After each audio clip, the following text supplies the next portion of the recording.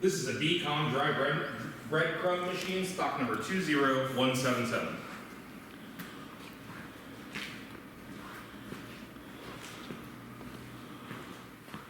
We have an ingredient inlet up top. To change your crumb size, we have 3 screens on here. The larger one all the way to the left, that would be our larger one, mid-size, and small. We're gonna hit start. Stop.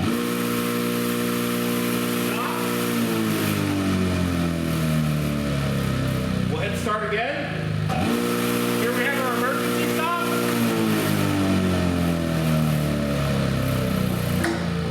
We'll hit start once more. We have a safety in the lid.